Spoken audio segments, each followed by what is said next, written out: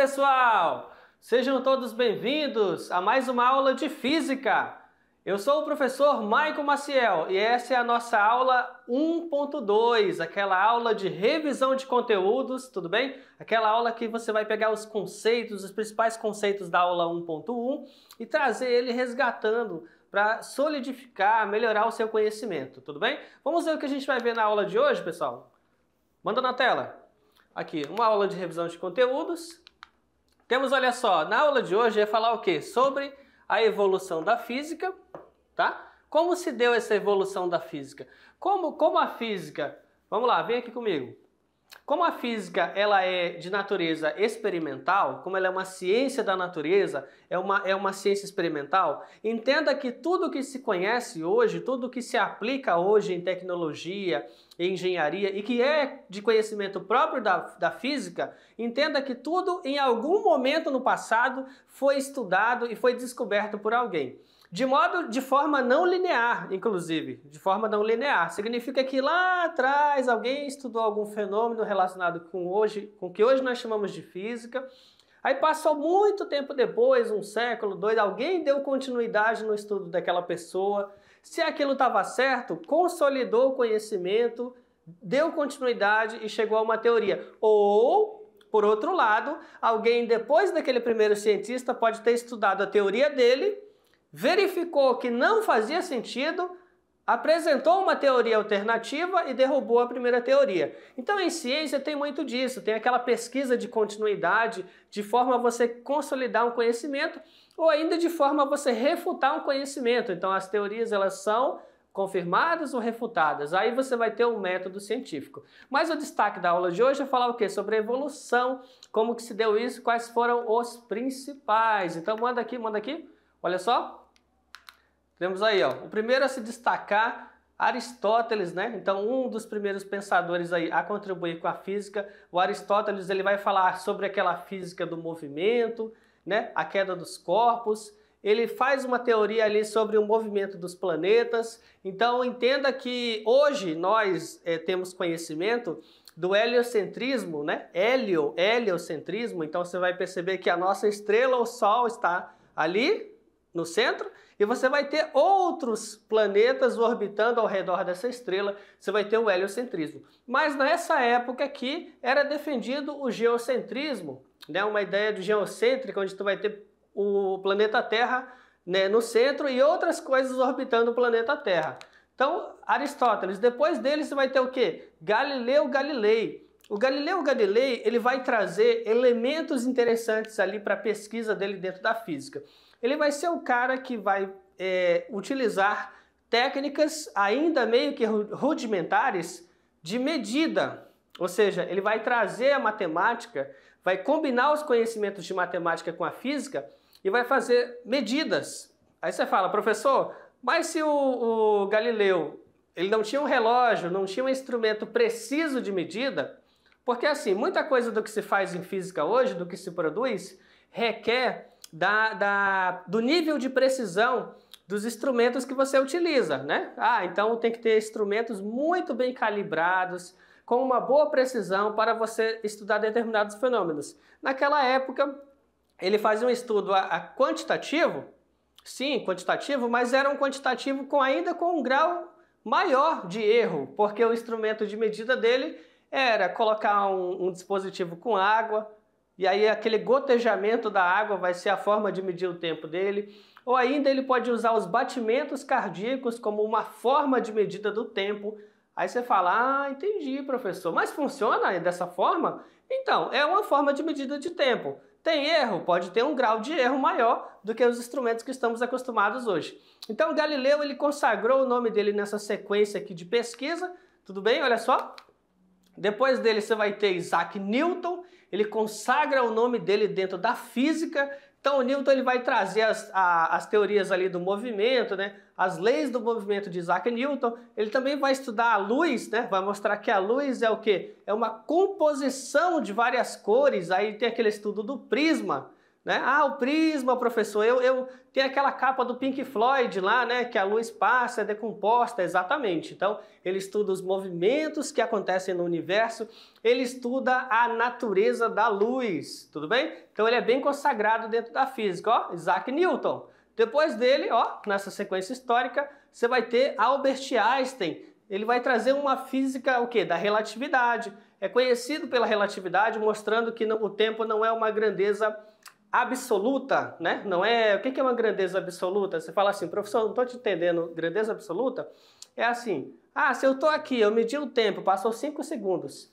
Imagina que tem uma outra pessoa dentro de uma nave espacial ou dentro de um satélite a altas velocidades. Eu medi 5 segundos. Será que a pessoa lá, nessa nave, em alta velocidade, vai medir os 5 segundos igualmente? Será que os 5 segundos para mim vai se passar igual para essa pessoa? Então, esse é o ponto da teoria da relatividade, falar que o tempo não é absoluto. É claro que tem outras grandezas, outras propriedades dentro dessa teoria, que a gente vai ver com mais detalhes lá em física quântica e física moderna, tudo bem? Então, Einstein ficou bem conhecido, se consagrou, né? É um nome muito popular dentro da ciência.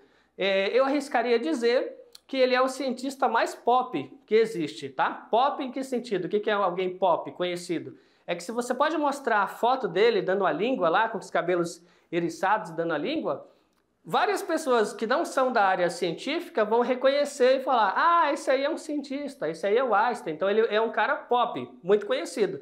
Coisa que não acontece, que provavelmente não aconteceria com os outros físicos aí na sequência. Tudo bem? Ó, temos ainda aqui, ó, Stephen Hawking, né, vai ser o astrofísico. Ele vai estudar o quê? Aquela relação ali da radiação Hawking. Então, tem um buraco negro, vai escapar uma radiação, e ele estudou essa radiação que escapa do buraco negro e ganha o nome dele, radiação Hawking. E, vamos lá? Olha só, os ramos, aqui pessoal, os ramos da física, ó. A física, ela estuda a mecânica, tá? Então, o que é mecânica, pessoal? Ó, movimento, o estudo do movimento e as suas causas. Você vai andar de moto, você vai andar de carro, de ônibus, você vai para a escola de barco ou volta de barco, ou você vai de cavalo. Então, tudo isso, pessoal, é estudo do objeto de conhecimento da mecânica, né? O movimento e as suas causas. A física, ela também vai estudar o quê? Olha só, termologia, o calor e as suas aplicações. Então, imagina que tu foi para a aula. Ah, professor, tá muito quente no ônibus. Ó, é o estudo da termologia, o calor e suas aplicações.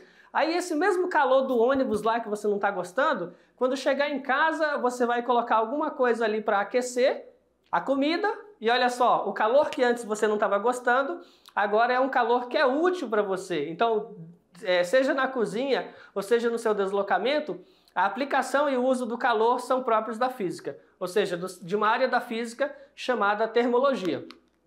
Temos aqui, olha só, o movimento ondulatório, que é o caso do som, né? O movimento ondulatório, uma área da física. Você vai ter também a óptica, ou seja, tem uma área da física que só estuda a luz, né? A natureza da luz, o seu comportamento, que é a óptica. E você vai ter, olha só, a eletricidade e as suas aplicações. Então hoje, para quase tudo que você faz, tem uma aplicação, né, de eletricidade, tem algum tipo de eletricidade envolvida. Você vai assistir alguma coisa, vai escutar alguma coisa, você quer se locomover, sempre tem a eletricidade envolvida nesse processo aí, de alguma forma. Eu penso até assim para você, tenta pensar numa coisa que você faz no seu dia a dia que seja independente da eletricidade. E aqui, física moderna, ou seja, vai ser o quê? As suas novas tecnologias estão envolvidas com a física moderna. Tudo bem, pessoal? Agora eu vou dar um tempinho, olha só, vou dar um tempinho para você fazer as questões e daqui a pouquinho a gente volta.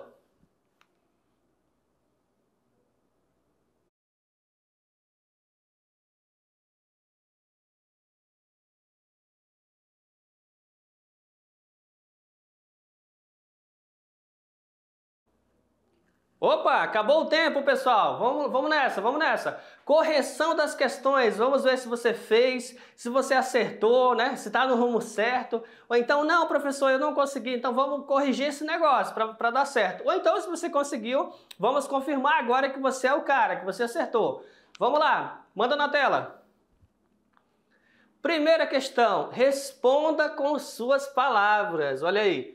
Por que a roupa do varal, ó, por que a roupa do varal seca mais rápido com o vento do que sem o vento? Aí falou, ah, professor, se estiver ventando ele vai secar mais rápido e se não estiver ventando ele vai secar mais devagar? Então, por que isso aqui acontece? Você conseguiu responder isso? Vamos lá na resposta. A roupa seca porque a água, ó, entre as fibras do tecido passa do estado líquido para o estado gasoso.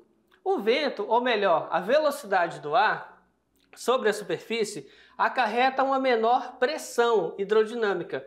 E quanto menor a pressão, mais rápida é a passagem de um líquido para o vapor. Consequentemente, o vento gera aumento da evaporação, tá? Ou seja, o vento seria o quê? Uma convecção do ar. Então ele vai propiciar a sua evaporação. Vamos lá. Segunda questão. Olha só, responda com suas palavras. Por que os carros de corrida usam pneus carecas, lisos, né? Enquanto que os de rua são proibidos de rodar assim. Agora olha só, manda aqui. Olha só. Aí você fala assim, ah, professor, o pneu lá do carro, lá em casa, tava um pneu careca, né? Aí você fala assim, tava um pneu careca. E aí nós estamos com receio de andar com esse carro careca, com um pneu careca, e ser multado. Porque você pode ser multado, né? Se a PRF parar você pode ser multado, tá com o pneu careca. Mas quando acontece essa corrida aqui, ó, eles podem andar ou rodar com o pneu careca. Então por que em uma situação você não pode fazer isso e em outra situação você pode rodar com esse pneu? E aí, conseguiu responder? Já sabe qual é a diferença nos dois casos? Vamos lá então, manda na tela. O pneu liso, que é o pneu careca dos carros de corrida, o que ele faz? Por ser liso, ele aumenta a área de contato, tá? Aumenta a área de contato com o solo, garantindo maior aderência e, consequentemente, maior velocidade. Mas quando há uma curva, mas quando há chuva durante a corrida, eles são trocados pelos pneus com ranhuras para evitar a ocorrência da aquaplanagem. Então, na cidade, quando você está com o pneu liso ou careca, você está mais propício a sofrer a aquaplanagem. Quanto aos carros de rua, né? Como ninguém vai parar o carro na chuva para substituir o pneu careca por outros com ranhuras, eles são proibidos. Ou seja, na prática você não vai ficar fazendo essa troca de um tipo de pneu por outro tipo de pneu, né? Ou seja, não é prático, não se faz isso. Então, nesse caso aqui da corrida, o cara deu uma volta lá, deu duas, ele já consegue trocar o pneu, né? Ou tá chovendo, ele consegue parar ali e trocar o pneu. No caso do trânsito do dia a dia, isso se torna inviável, então ele não vai trocar, né? Não vai acontecer. Vamos à nossa questão 3. Olha aí a questão 3. Nessa questão 3, vamos lá, vem aqui comigo. Você conhece esse desenho aqui, ó? É um desenho um pouco antigo, né? Aqui, ó. Esse cara aqui é o tio Patinhas, tá vendo? E o tio Patinhas, ele saiu aqui, né? Ele subiu, emergiu. Ele apareceu do nada aqui, né? Aí ele pulou, aí caiu de volta, mergulhou nas moedas, né? De ouro, inclusive de ouro. Então ele está praticamente nadando no dinheiro, né? Literalmente, olha só. Ok? Já viu esse desenho? Esse cara faz isso mesmo? Vamos lá, manda na tela.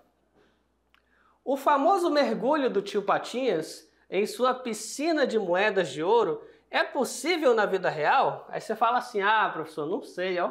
Porque primeiro que é difícil o cara ter as moedas de ouro, né? Mas suponha que ele tem essas moedas de ouro. Ele vai conseguir emergir delas, pular e mergulhar de novo entrando sobre elas? Será que isso é prático? Dentro da física isso é plausível de acontecer? Vamos ver. E a resposta é não. Ó, não. Por que não? A possibilidade de mergulho vai depender da densidade dos materiais, tá? E eu não sei se você lembra o que é a densidade. Vamos aqui, vem aqui comigo. A densidade vai ser estudada com mais detalhes, mas em resumo, quando eu falo sobre a densidade dos materiais, eu estou dizendo assim, densidade é o quanto de massa ele possui em um dado volume, tá? Então densidade é uma relação de massa e volume, ok? Densidade, massa e volume. Então ele fala, a relação de densidade vai depender assim, se um corpo é mais denso do que o outro, se é menos denso do que o outro, tá? Então isso vai influenciar na possibilidade ou não do mergulho. Vamos lá? Então, ó, a possibilidade do mergulho depende da densidade dos materiais. A densidade das moedas, como elas são de ouro, né? São feitas de ouro, é muito maior do que a densidade do corpo humano. Então, o ouro é muito mais denso do que o corpo humano. Por isso, o corpo sempre ficaria por cima das moedas, né? E seria impossível um mergulho em moedas adentro, ou seja, adentrando as moedas. Na prática, deixa eu voltar a cena aqui, né? Na prática, olha aqui, olha só. Na prática, se ele fosse mesmo pular nas moedas, gente, não seria uma cena bonita, tá? Não seria uma cena bonita. Se ele fosse pular nas moedas, ele praticamente iria se esborrachar, ok? Ele não ia adentrar nas moedas, ele ia bater no corpo sólido, porque é muito mais denso do que ele. Isso não daria muito certo. Mas vamos dar um desconto para o tio Patinhas, pessoal, porque é só um desenho, né? Então, a gente está usando um conceito físico para analisar. Na prática é só um desenho, e no mundo da arte e do desenho, quase tudo é possível. Vamos lá.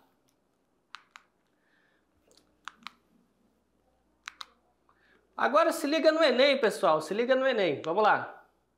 Afinal, como estudar física para o Enem, né? Enem é uma prova baseada em habilidades e competências, tá? Para você fazer. O que isso quer dizer? Quer dizer que eu não preciso decorar as equações, né? Então pensa aqui comigo. Se eu começo a estudar física, você agora estudante do primeiro ano, vai começar a estudar física focado no Enem. Ah, professor, eu quero me dar bem no Enem, eu quero entrar na universidade, fazer o curso dos meus sonhos, tá? Tudo bem. Se começa a estudar física, entenda que as questões de física da prova do Enem, elas selecionam por habilidade e competência. Agora, aí vem a perguntinha aqui, né? Ah, então eu não preciso decorar as equações? Na prática, você de fato não precisa decorar, né? Porque decorar é você lembrar da equação, mas para mim, decorar não é entender. Se você entender o fenômeno e entender a equação, você não precisa decorar, certo? Então, estudar física não é decorar um monte de equações, isso não funciona desse jeito, ok? Por que não? Vamos lá. Olha só. Não é isso. Ainda é preciso conhecer algumas equações, porque você vai ter que entender os fenômenos, então você vai conhecer as equações. Mas não é preciso decorar as equações, pessoal, tá? Você não tem que decorar. A física não é uma matéria para você decorar.